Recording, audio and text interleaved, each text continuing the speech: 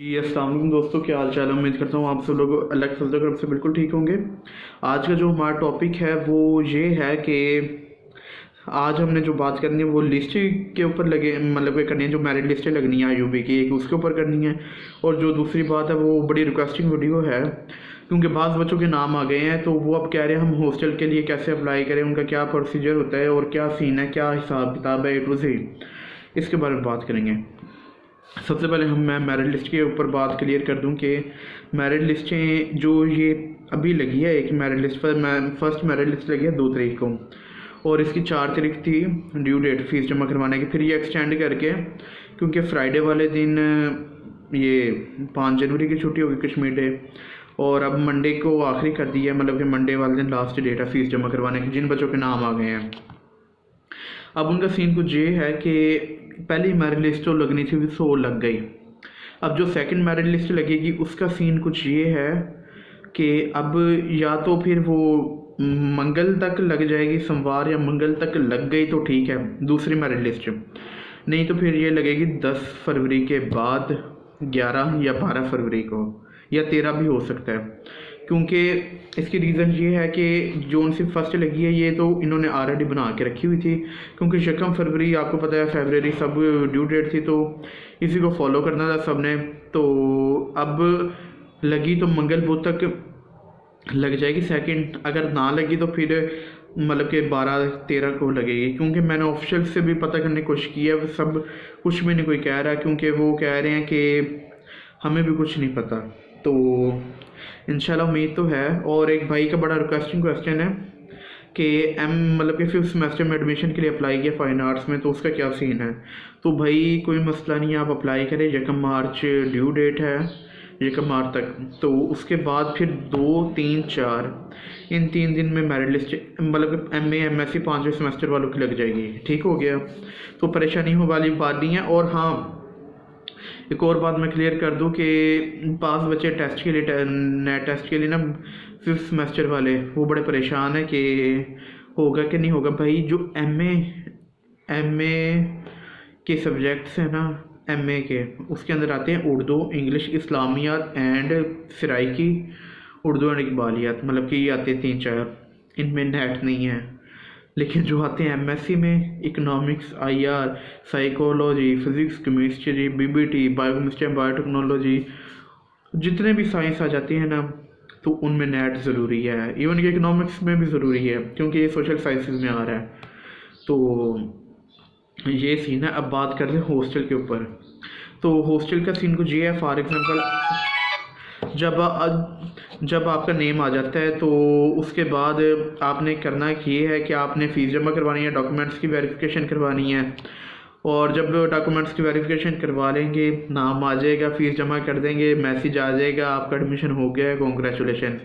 उसके बाद आपने ये करना है कि उसके बाद आपने ये करना है कि आपने जैसे एडमिशन्स और नेट टेस्ट के लिए अप्लाई किया था ना, और तीसरे खाने में होता है वो हॉस्टल्स का, आपने उधर क्लिक करना है। वो साइट फ़िलहाल बंद की हुई है आईयूबी वालों ने। जब अब मतलब कि 1-2 दिन में, बेशक अब भी खुल गई है, मैंने अब नहीं देखी थी, तकरीबन 3-4 दिन पहले चेक की थी। तो मतलब कि जैसे ही वो आपने हॉस्टल वाली वेबसाइट पे क्लिक करना है, और उसके अंदर एक फॉर्म वगैरह होगा, वो आपने फ़िलअप करना है। फ़िलअप करने के बाद फिर आपको एक मैसेजेस वगैरह रिसीव होगा। तो उसके बाद फिर जब सब बच्चों के एडमिशन्स हो जाएंगे, फिर जो दूर के बच्चे होंगे ना, और मॉर्निंग वाले, पिछली दफ़ा मॉर्निंग वालों को मिला था हॉस्टल, इवनिंग वालों को नहीं मिला था। मैं बॉयज़ की बात करूँ, गर्ल्स सबको मिल जाता है, फ़ीमेल सबको हॉस्टल मिल जाता है। तो फिर आपको एक मैसेज आता है, आप वो कहते हैं कि आप ना सिलेक्ट हो गए हैं हॉस्टल्स के लिए, आप एग्जेक्टिव हॉल विज़िट करें। तो एग्जेक्टिव हॉल विज़िट करने से पहले का जो प्रोसीजर है, कैसे फ़ाइल तैयार करनी है, क्या सीन है, ये मैं आपको समझा दूँ। अगर आप ओल्ड कैंपस में अगर एडमिशन करवाने जाएंगे तो उधर बैठे होते हैं फ़ोटोकॉपी वाले, प्रिंटिंग वाले। तो उनको आप कहेंगे मैंने हॉस्टल फ़ाइल बनवानी है, वो आपको एक फॉर्म निकाल के देंगे, उसको आपने फ़िलअप करना है। और आपको कहेंगे वो बंदा बैठा हुआ है एफिडेविट, वो स्टाम्प पेपर वाला, 50 रुपये का स्टाम्प पेपर पर ना वो देगा आपको, वो 150 रुपये का आई थिंक मिलेगा। मैंने रिसेंट पिछली दफ़ा लिया था दोस्त के लिए। तो वो आपको 50 रुपये वाला स्टाम्प पेपर 150 का मिलेगा। उसके बाद आपने वो मतलब कि फिलअप करके तो वो stamp with stamp paper documents attach करके वो देने हैं फ़ोटो स्टेट वाले को।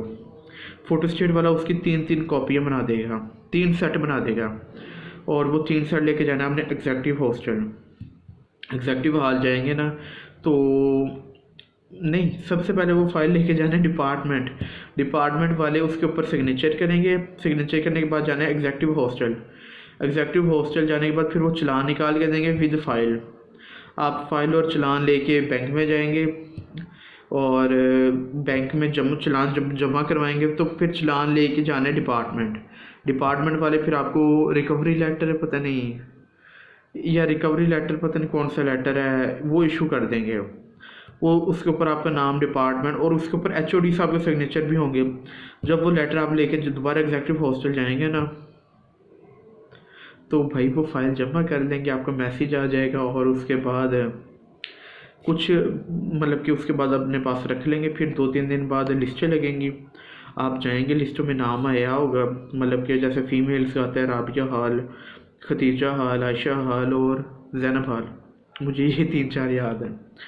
और बॉयज़ के होते हैं अली हाल, उस्मान हाल, उमर हाल, अहमद हाल और अबू बकर हाल। तो ये 5 हॉस्टल बॉयज़ के हैं। तो आपका जिस हॉस्टल में नाम आया है तो आप उस हॉस्टल में जाएं, उन्हें अपना नाम बताएं। उनके पास ऑलरेडी जो 3 सेट बनाए होते हैं ना, एक उनके पास चला जाता है, एक डिपार्टमेंट, एक उनके पास, और तीसरा जो होता है वो एग्जेक्टिव हॉस्टल वाले अपने पास रखते हैं एज अ प्रूफ के तौर पर।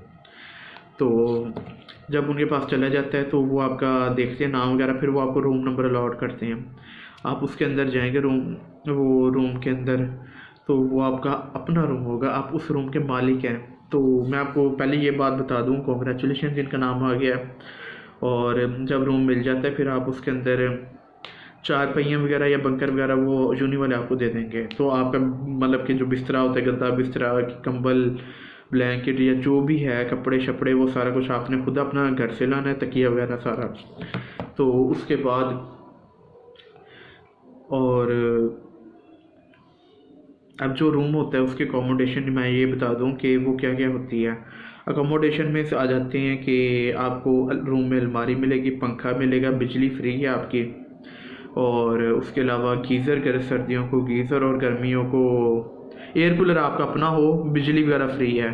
उसका तकरीबन 300 रुपये, पता नहीं 1000-1500 रुपये होता है एक गर्मियों के सेशन का। एयर कूलर आप अपना ले आएँ, उसके अंदर खुद ही पानी डालें और जितना मर्ज़ी चलाओ, बिजली मुफ्त दी है। और ये सीन है। और उसके अलावा वाशरूम अटैच नहीं होते, सेपरेट बने होते हैं। और उसके अलावा अगर कपड़े वगैरह वाश करने तो आपको बाल्टी वगैरह भी लानी पड़ेगी खुद से। और लॉन्ड्री रूम भी बने होते हैं, अगर आप अमीर हैं तो आप लॉन्ड्री से वाश करवा लें, कोई मसला नहीं है। और उसके अलावा आयरन वगैरह भी आपको खुद ही अपनी लानी पड़ती है घर से, या रूममेट्स हैं तो 700-700 रुपये डाल के 1500 की 1400-1500 की अपने ले हैं आयरन। और उसके अलावा यार अकोमोडेशन में यही है।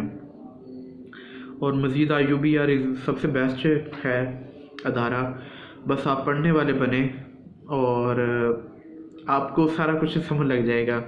मज़ीद अगर आप नए हैं चैनल पे, मैं ये स्पेशली वीडियो बना रहा हूँ, सब्सक्राइब करें, लाइक करें, शेयर करें, और आपका जो भी क्वेश्चन होता है मैं कमेंट सेक्शन में लाजमी जवाब देता हूँ। और अब मुझे इजाज़त है, मैं बहुत थक गया, मैंने बहुत लगातार वीडियो बनाई है। अल्लाह हाफिज़, अस्सलाम वालेकुम।